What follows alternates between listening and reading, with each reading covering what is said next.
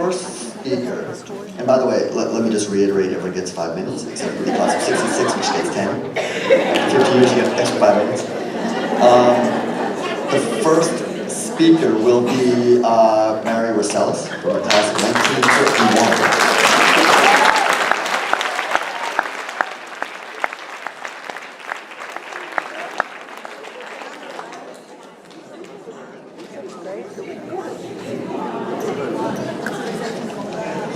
Good morning, everyone. From the class of January 51, we had 2 sets.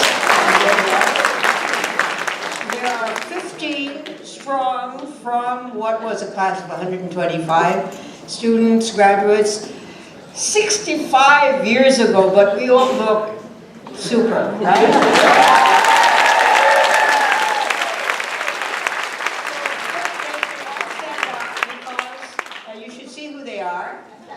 Class of January 51.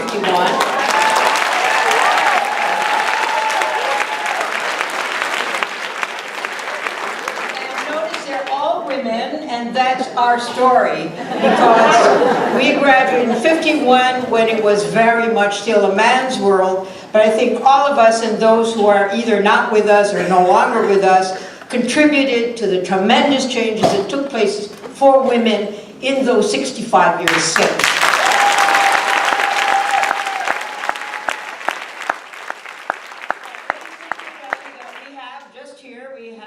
A mathematician, a pediatric, I can't even pronounce it, genetic counselor, a lawyer, a psychologist, several teacher educators, social workers, people who have been in business.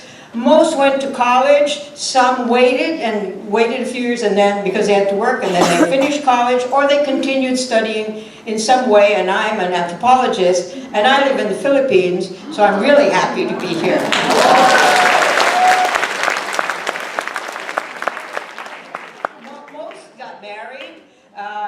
Almost all have children, grandchildren, even great-grandchildren. At least I have one. So it's quite a class.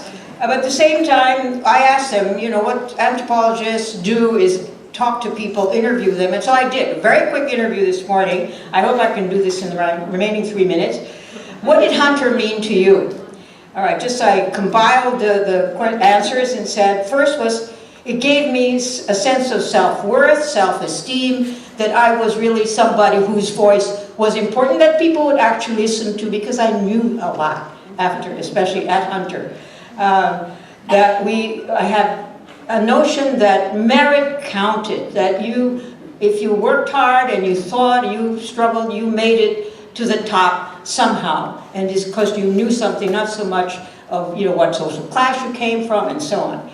Second, what a great education we got, and the longer you live, the longer I think we realize that, how much we appreciate the intellectual confidence that Hunter brought us. And as one said, my daughter would come to me and said, "Mom, this is a problem, but you must know the answer because you went to Hunter." The third aspect is. Again, 50s was very much a man's world, but because we were all women and we were all assuming that we could do anything. That's what everybody said. What we were encouraged to think about was, you're a woman, you can do anything, and it's all right to be a woman, it's all right to be smart and be a woman.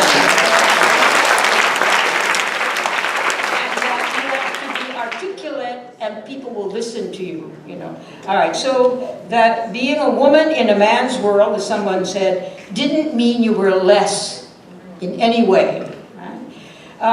We have our law school graduates said, yeah, that all sounds great, but in those days when you graduate from law school, even though you were in the top 10 or top 3 in the class, you couldn't get a job. And as our lawyer said, even Ruth Bader Ginsburg was in that situation, if you want to know how it was.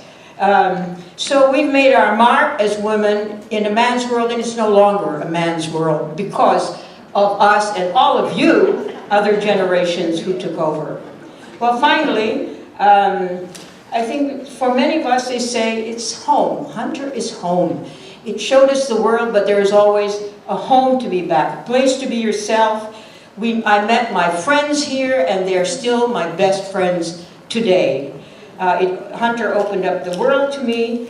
It means everything. And I said, what does everything mean? Home, confidence, values, identity, friends, and intellectual excitement.